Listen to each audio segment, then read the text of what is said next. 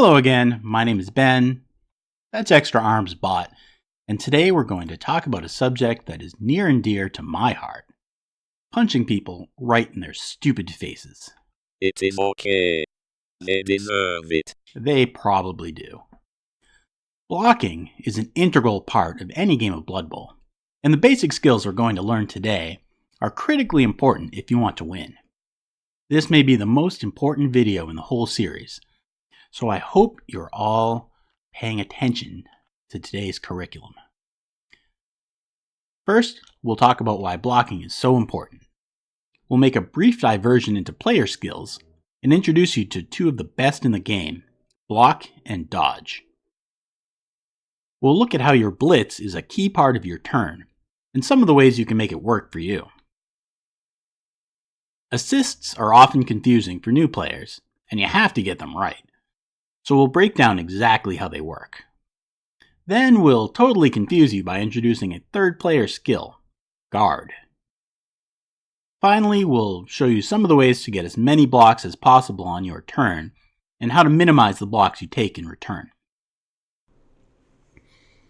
The most obvious reason why blocks are good is that sometimes knocking over another player will remove them from the pitch entirely. Every team in the game is better when it has a numbers advantage, and for some teams this is their plan A for winning. In the long run, if you're regularly throwing more blocks than your opponents, you're going to be winning more games. It's that simple. Players also earn star player points from causing injuries with blocks, helping them to level up and get even better at what they do. If you're the coach throwing most of the blocks, you'll have the initiative.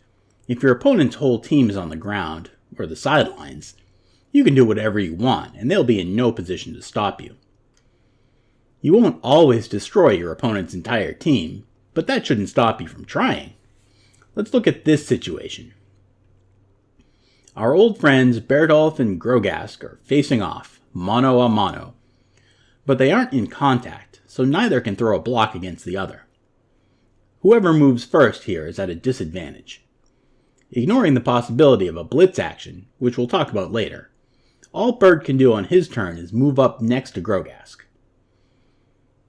The two players are now in base-to-base contact, or based, a term which derives from tabletop play. They're also referred to as marked, or marking each other. Bertolf has moved forward, and now his turn is over.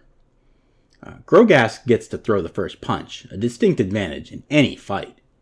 As we know, Bert may be shoved back or knocked over, but he's probably not going to get a chance to respond. At best, he can repeat the whole process the next turn. Grogask is doing the hurting, and Bertolf is playing the role of punching bag. Which would you rather be? While there are plenty of reasons why Bert might want to take this risk, you shouldn't be basing your opponents without a good reason, because eventually Bert is just going to get seriously hurt. Let's flash back to last episode, where we learned how block dice worked. It turns out that I lied about two of the results, but to see the truth we'll have to meet some new players. First we have Raktar. He's an orc blitzer, which means he starts with a block skill. Block is simple and very powerful. A player with block doesn't fall down on a both down result. This drastically lowers the odds of a turnover when he's on the attack, and it helps keep him standing when he's the one getting punched. And if both players have block, then nothing happens on a both down dice result. Next up is Hans Greyland. He's a human catcher.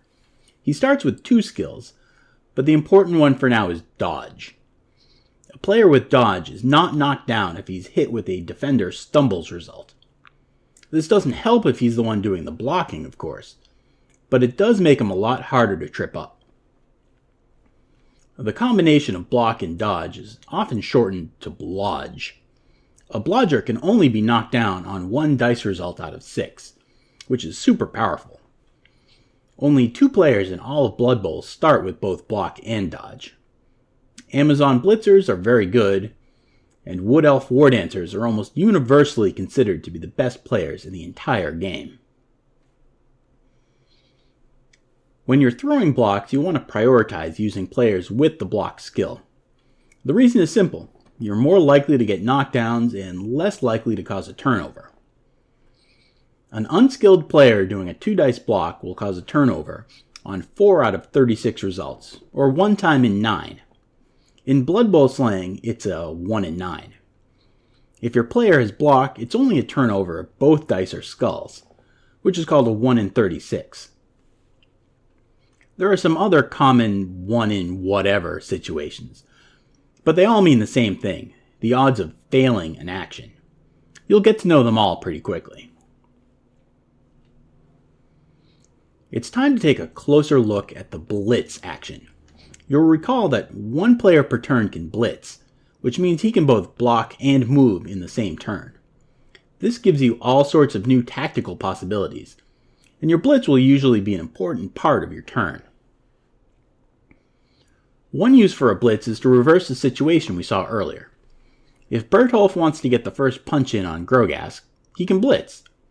This is simple enough and it works, but it ignores what else is happening on the rest of the pitch, so it won't always be your best option. Another simple use for a blitz is attrition.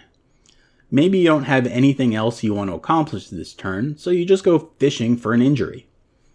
You'll generally want to use your most dangerous player for this. We haven't introduced the common kill skills yet, but early in your team's development, anyone with block will do. Remember that you can both move before and after the block, so this valuable killer piece can make a blitz and then retreat to safety behind his own lines. You'll see good coaches doing this sort of thing quite a lot. A blitz can also be used to help reposition your players. Watch what happens here. First, Bertolf will hit Grogask, hopefully knocking him away. If this was just a block, Bert's turn would be over, but because we blitzed, he can now move over and support another block, or help defend the ball, or whatever he might need to do. This other human player is also freed up by the blitz, and he can move without having to dodge away from Grogask. Did you see what just happened here? We've turned 3 1-on-1 situations into 3 2-on-1s, all with 1 blitz. Pretty nice. Sometimes you won't have much of a choice about who to blitz. Here, Bert is carrying the ball, and Grogask has just moved up to mark him. He has based the ball, as we say. Maybe Grogask is hoping you won't notice him, and he can try to block Bertolf next turn. I don't know.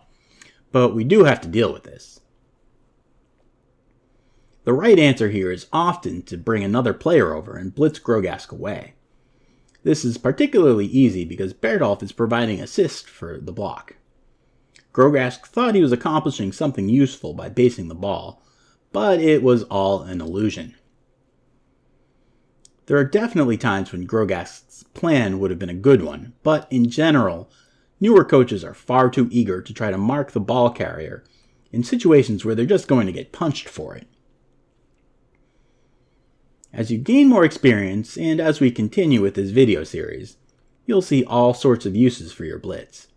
It's a versatile tool and can be a powerful weapon when used creatively. Okay, so we've been putting this off long enough. Let's look at assists. Remember that the most important thing in a block is that you want to have more strength than your opponent. This lets you roll 2 block dice instead of 1. We've seen that having friends nearby can increase your strength when blocking, and this works both ways. Here, both Bertolf and Grogask have 1 player assisting them, and each has 1 point added to their strength. The result is that both are treated as having 4 strength, so this is a 1-dice block. But which players are helping and which aren't? Here's the rule. To assist a block between 2 players, you must meet 2 conditions. First, you have to be basing the opponent, and secondly, you have to not be in any other enemy tackle zones. In this diagram, Bert can assist this block from any of the squares marked with red circles. The squares with white X's don't help because Bert isn't marking the opponent's player, It's no good if he's just standing next to his own teammate. These two squares are no good either, because Bert will be based by another orc player. In this case, his assist is said to be cancelled. Maybe you could use your blitz action to shove this orc away, and then Bert would be able to assist from these squares. Here's a common situation. It's a 2v2 standoff. Bert can't get a 2-dice block here, because when he tries to block one player, the other cancels his friend's assist, and vice versa. One simple way around this is to bring a third player over. Now Bert can block this player, and after it works, he'll be an assist for his buddy here. Bert could also try to open with a 1-dice block, but that's much riskier, so he won't do that unless there's nothing better available. Now that we've got assists down, let's introduce one more player skill: guard. A player with guard can never have his assist cancelled. That's all it does. It's simple but extremely powerful, because it makes it easy to turn 1-dice blocks into 2, and it becomes even harder for your opponent to block you in return. Let's go back to our 2v2 standoff from before, only this time we'll give one of the orc players guard. See if you can work out what happens. The situation hasn't changed with the guard orc. Bert can still 1-dice block him, and if we bring an assist over, it's still 2 dice. Guard affects other blocks. It has no effect if the player with guard is the one getting hit. Bert can't reasonably block the other orc at all, though. The guard orc is both providing an assist to his friend and canceling the assist of Bert's teammate, so this is an uphill block. Bert's effective strength is 3 and his opponent's is 4. In this situation, we have 3 players in a row, and Bert would like to hit the ball carrier in the middle.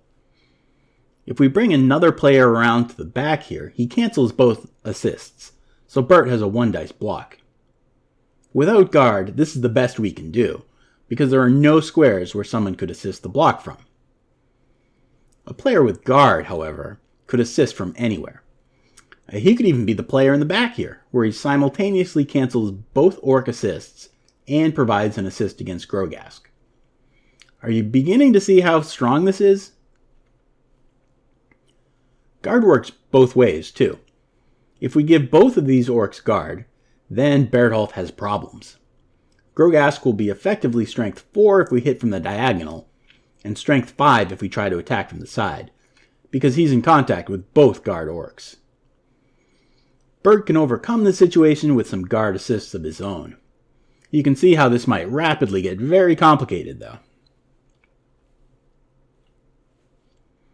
Before we wrap this up, let's look at a few common situations where you can maximize the number of blocks you do, and minimize the number you sustain. First of all, when you block your opponent out of his square, you have the opportunity to follow up. A good rule of thumb is that if you've knocked your opponent over, it's fine to follow, but if you've only pushed him, you should probably stay where you are. This ensures that on your opponent's turn, he can't block you back. Obviously, there are a lot of exceptions to this, but it's a good starting point, and the idea is simple. Punch people and don't get punched back. Here's a typical line of scrimmage setup.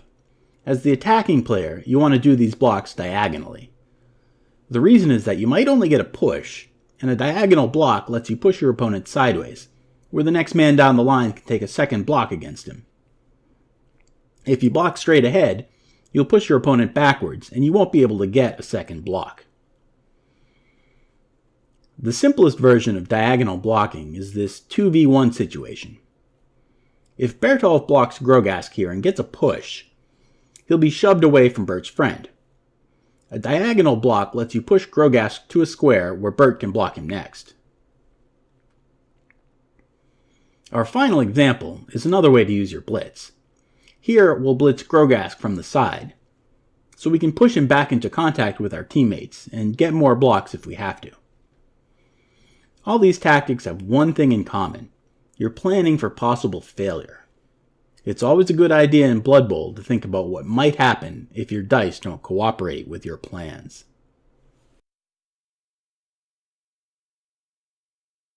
So that's a lot to absorb, but there are a few key points to remember. It's important to get as many blocks as you can, and to take as few as possible in return.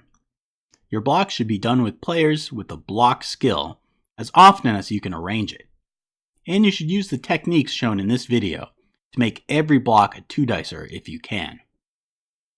Today we've introduced the first 3 skills your players can learn, but there are dozens of others. Next time, we'll show you some of the most common and useful skills.